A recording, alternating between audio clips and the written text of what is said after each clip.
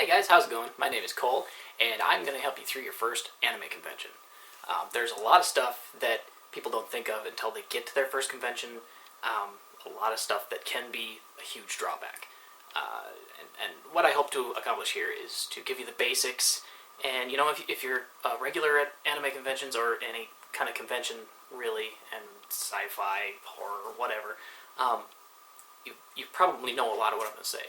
But you might learn some stuff too, so I invite you to watch all my videos. I'm going to make a series of different topics around anime conventions and stuff like that. Everything from planning to costuming, yeah, that stuff. All of it.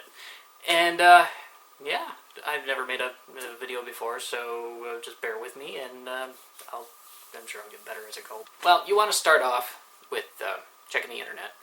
There are a lot of websites that list all the conventions throughout the year. At least in the United States, there are conventions all over the world. But for the most part, the average anime fan can't get to them all.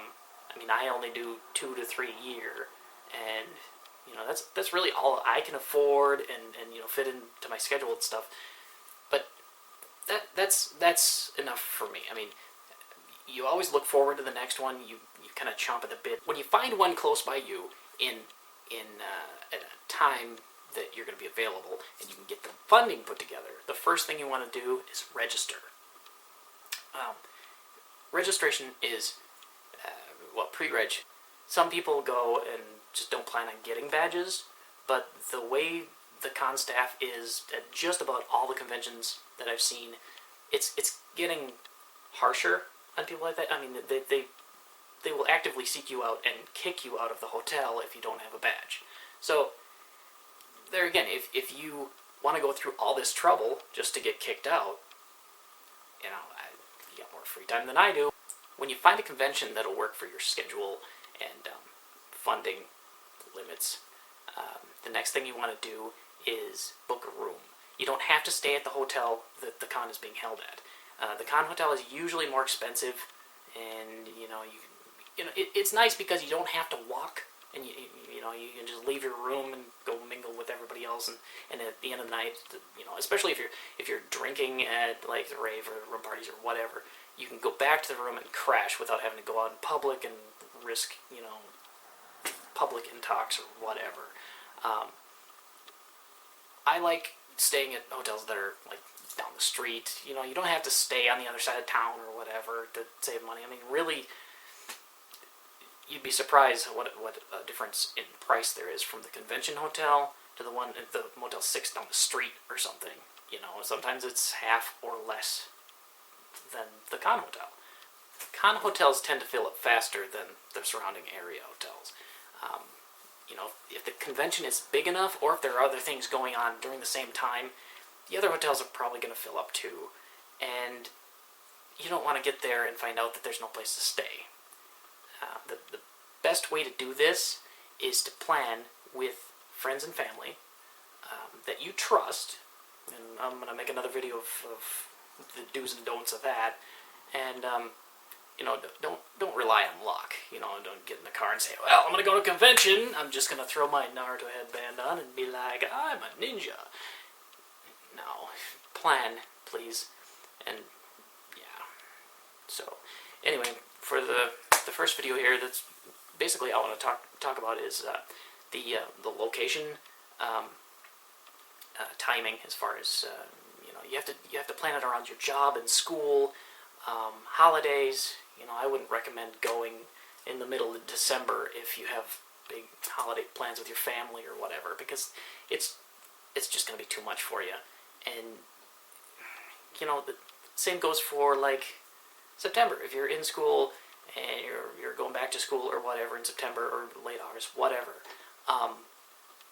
you're not going to want to plan a con right then, because you have so much on your mind, you have so much to do, that it's easier to forget things that way and go to the con next year, or wait a couple months, go to another con, because it's just not worth that much added stress. Conventions are a lot of fun, but they do take a lot of work, and they can cause a lot of stress on you and your family and friends.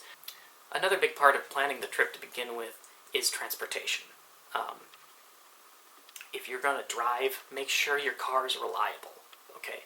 You don't want to get 8 hours away from home and then find out, well, the car broke down. Okay, well, I spent all my money making my costume and buying booze and stuff, so how am I going to get home? You're just out of luck, pal. Yeah, you don't want to get into that. Reliable transportation is a big deal. Whether it be your own car, friend's car, family car. If you have to borrow your parents' car, do it. Because it's probably, if you're in high school, your parents' car is probably more reliable. That's just how it is. Planes, trains, and automobiles. Some people even fly, okay? I mean, it sounds crazy, maybe, but, you know, it's worth it. Once you've gone to a convention, you see what can happen, what the experience really is, all the people you can meet. You're surrounded by thousands of people that are into the same stuff as you. Well, if you're watching the video, you're probably one of us, a geek, and it's hard to find us until you get to a convention. Then you're surrounded by thousands of us. You know, until you experience that, you don't know. You had no idea what that's like. It is awesome. You can walk down the hall, everybody you pass, everybody that passes you, everybody is a geek, okay? You can talk to everybody there so easily, make friends, and I'm going off on a tangent that I wasn't aiming for. That's a different topic. Okay. Anyway, I'm gonna eat some food and drink some coffee, and then I'm gonna review the video and stuff. Thanks for watching my first video. If you like it, subscribe, please. I have more videos coming. If you have any questions or comments, please post them below, and I'll respond to them in the next video. Until next time, kids, remember, only you can prevent con drama.